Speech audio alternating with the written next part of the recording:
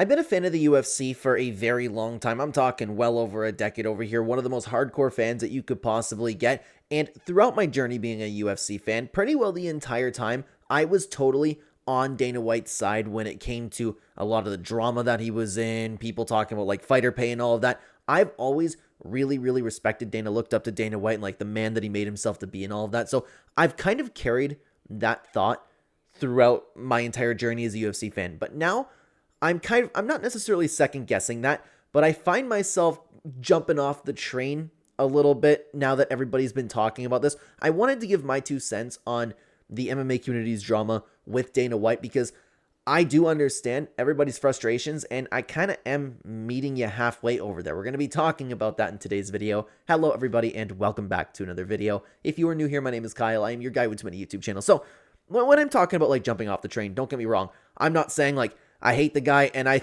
always thought it was a little crazy, like when everybody's talking about like, oh my god, he's so evil, he just wants to steal money from the fighters, all of that stuff. I still really like Dana White. I just might be with everybody else and talking about like, okay, you know what? This dude might really be checked out. And I never paid attention to it. I never even paid attention to it until I know Lucas Tracy made a really good video on it. The MMA Guru made a really good video on it. And I've been checking like a lot of other YouTube accounts too, like an underrated one, Warhorse MMA. I've really been listening to everybody's feedback in talking about this. And I don't even know if I want to call it drama, but everybody talking about, okay, it's time for Dana White to step down. I see that the fire is no longer under him, and there are a few things that people are bringing up that I agree with. One of the biggest ones is it's almost like he's just not at the forefront anymore. He's not building any stars. He's more focused, and this is one of the biggest things that people are talking about. He's more focused on boxing and especially power slap about the UFC. The one that I personally really hate is that we don't get any good press conferences anymore. The only time we see fighters really becoming stars is if they build themselves to be stars. They have to be active on their own social media. And you know what? It does fall under the responsibility of the fighters. Like if they want to be stars, then they absolutely 100% need to, get on social media. They need to make those viral KOs. You need to have the great fights. You had to be a little bit charismatic when it comes to any interviews or being on the mic, things like that. I keep talking about how I think Ian Gary's doing a good job with that right now, but we're still missing that star. The UFC is no longer putting all of their stock into building stars. They kind of forced it with O'Malley and a couple other fighters here, but it's not the same buildup. Like we went on a world tour for a Conor McGregor.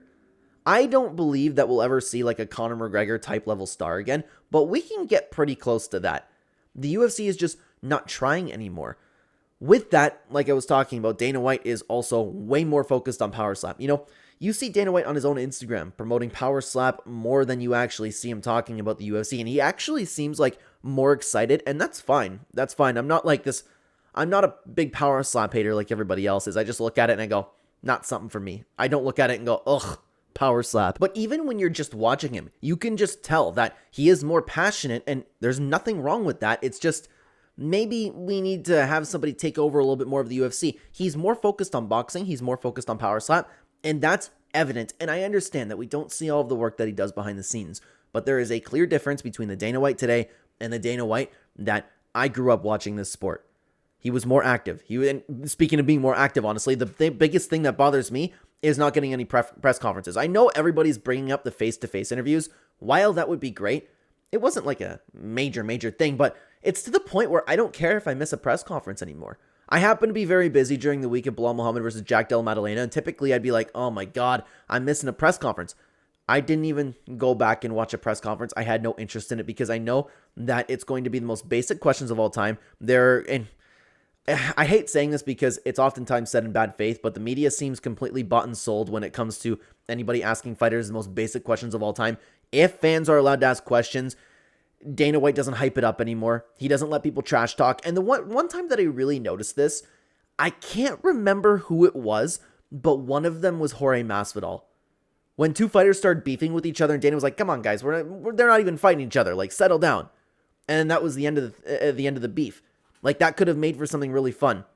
The press conference used to be major for the UFC. And now Dana White looks like he's not even paying attention. He doesn't want to answer any questions. He's pretending not to hear any questions. He goes, the impression of everybody going, what?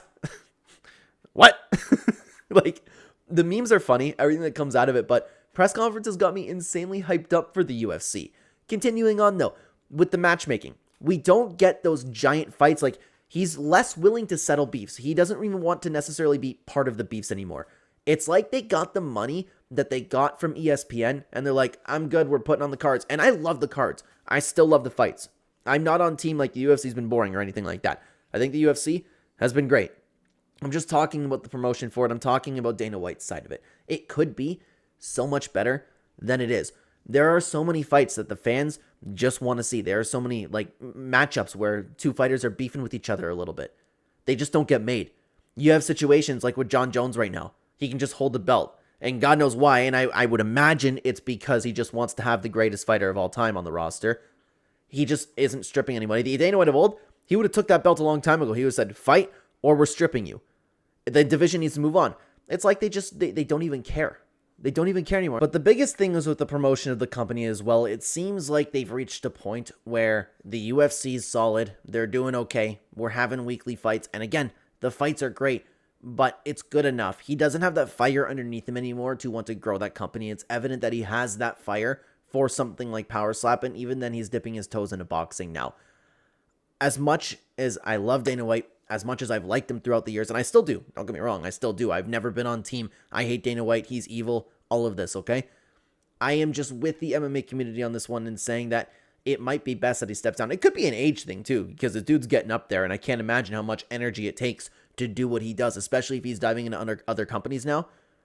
It might just be time. It might be time. I know a lot of people like to talk about Hunter like having the place of Dana White, but I don't know. I don't know much about what he does and how much fire he would have under him in order to grow things. We just need somebody excited again to take it over, and I would love to know what you guys think about this down below. If you want to keep talking about the UFC, why don't you check out the full card breakdown for next weekend's card? I would love to have you over there. Thank you so much for watching, everybody. Take care.